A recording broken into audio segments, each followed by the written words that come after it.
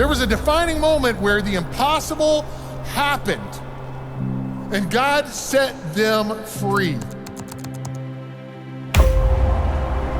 We know how they responded. My question for us today is, how will we respond? How will we respond?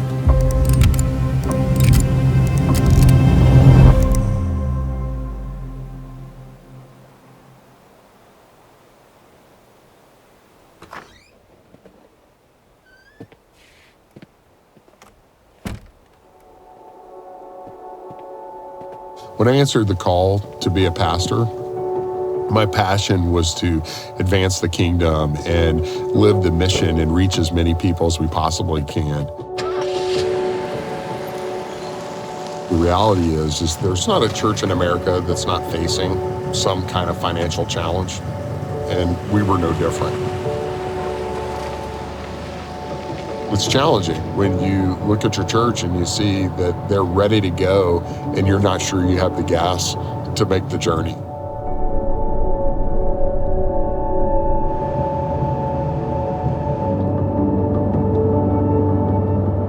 Our vision at Grace Fellowship is that we want to help everyone experience grace. So we've made a conscious decision as a church to be an outwardly focused church. We're going to care about our community locally, nationally, and even internationally. We started to have great momentum within our community, impacting our schools, helping meet the needs of people. But then we had some of our own limitations and challenges.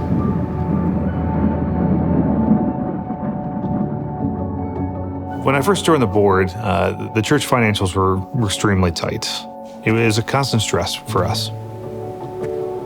Our staff would come to us with legitimate needs to either repair things or expand their ministries, and whatever they bring to us, we would take and evaluate and simply have no margin in which to fund any of these requests. So we became kind of the de facto committee of no, which was heartbreaking. The board didn't want to be that, and certainly our staff didn't want to hear that. So they were left with fractions of what they needed to do their jobs. This past year, we had to cut church planting from our budget. Now, to some churches, that might not seem essential, but to us, it's part of our core identity. It's actually written into our bylaws and constitution that we are a church planting church. And for us to have to cut that out of our budget was extremely painful. Now, we can't even be who we are called to be.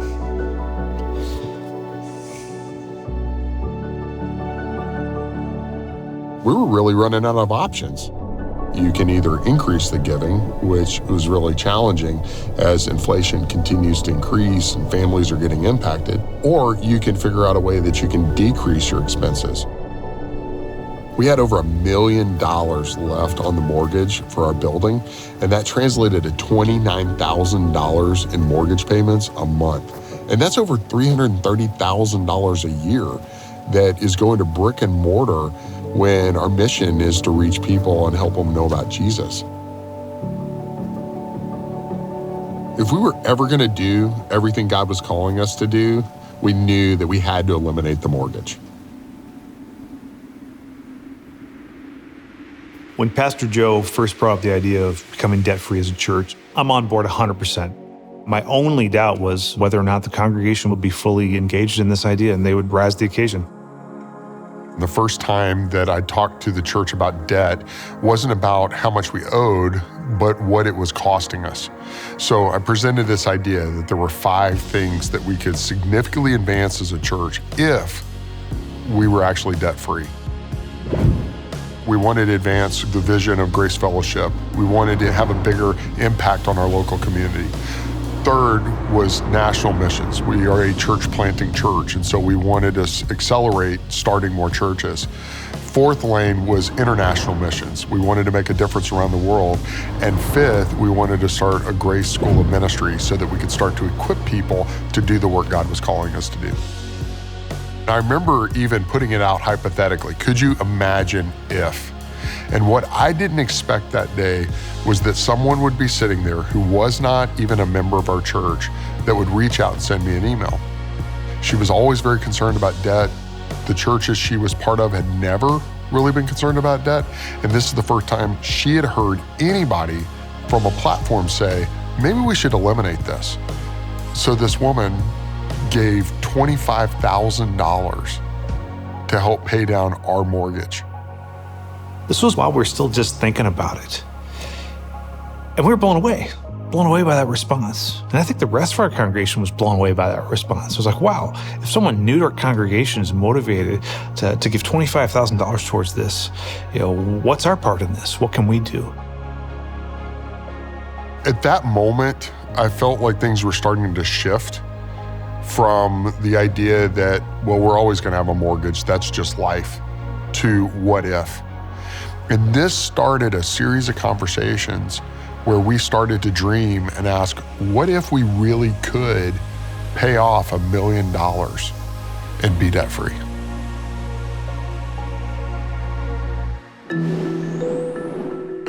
We knew this was going to come in 3 phases.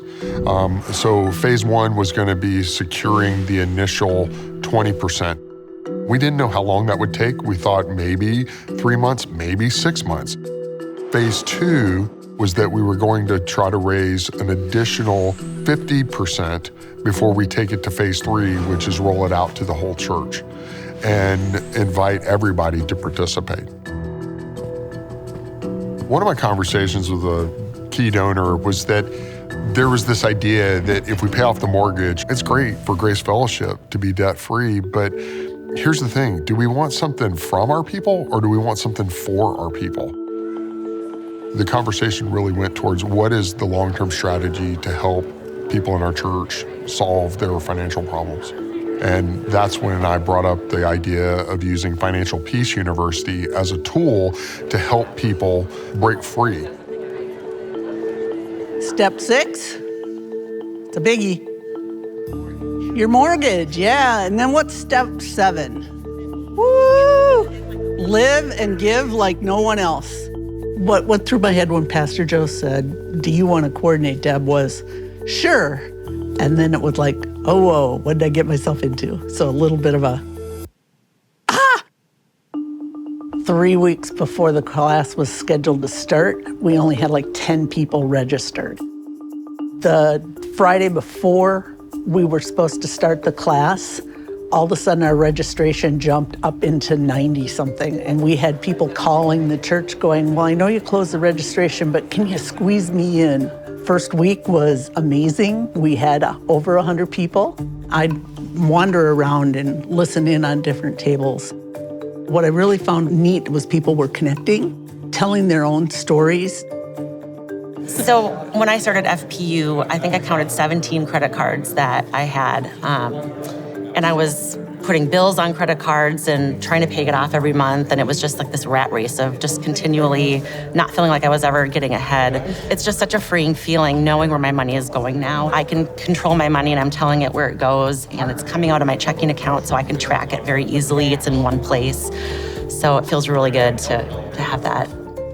My mom and dad are polar opposites. My dad has like a plan for everything, has a calendar laid out for his entire year with like specific times. My mom is very on a whim, and she's just starting to get the hang of budgeting. So I've seen what budgeting, how it can be good, and I've seen what not budgeting can do. And I've watched it happen and how much budgeting, how much it can help you and how much, like, it's not fun at first, but it allows you to have more fun down the line. It's a long-term plan. Do we have people here that have paid off all their debts but their mortgage and are debt-free? You are. Yay, look at that. Woo! In a 9-week period, we had 60 or 70 credit cards cut up and probably $500,000 in debt paid off. One family completely paid off, including their mortgage. 3 others became debt-free, but their mortgage. Going through this program helps people figure out their priorities, and then when they get to that point, it also helps the church. We've seen people start tithing on a regular basis and give to our capital campaign, 2 things that they admittedly said they wouldn't have been able to do if they hadn't had the tools to figure out how to be free. today we are kicking off this brand new series called Next Level. The primary thing that we're going to be asking for is 100% participation as a church as we take a journey together to experience something that is going to literally take our church to the next level.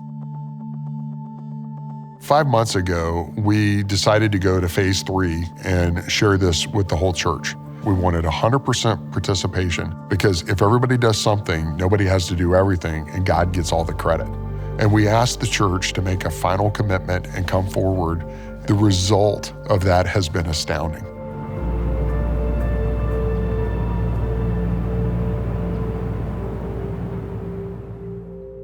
You've been on quite a journey for the last year, Pastor Joe.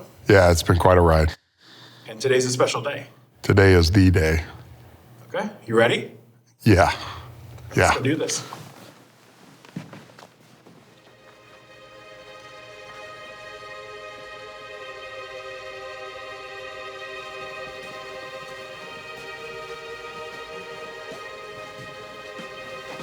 Hey guys, thanks for being here. Hi, Pastor Joe. Hey. All right, guys, we're here today because we're going to make the final payment and pay off the mortgage. Here we go. I'm going to type in a message to them that says we would like to pay our remaining balance of $133,635.22. Are you ready? Yes. Here we go. Done. Awesome. Grace Fellowship, we're debt free!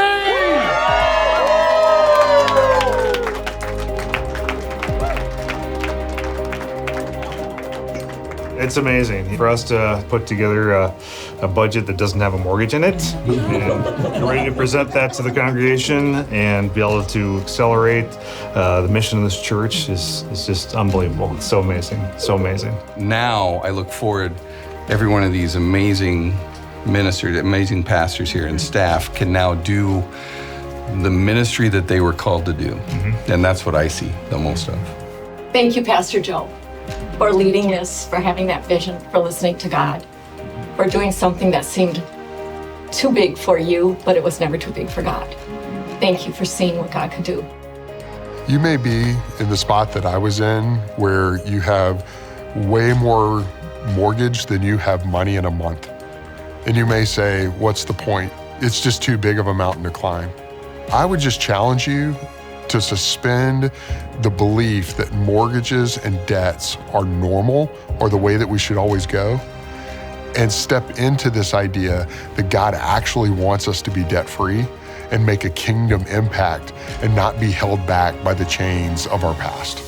Are people motivated to give towards a church mortgage? And the answer we found is yes. Yes, they are. So you step out in faith and put that before your congregation. You might see financial freedom right around the corner. To the God who paid it all so that we could be free, so that we could experience the grace that we want everyone to experience, that you have freed us to be a blessing to our community, where we would go forward and we would see lives changed, that we wouldn't put our money on bricks and mortar, but we would be about people and the passion that you put on our hearts. That God, we would see our community know you and be transformed by you. And so God, in your name we pray. Amen. Amen.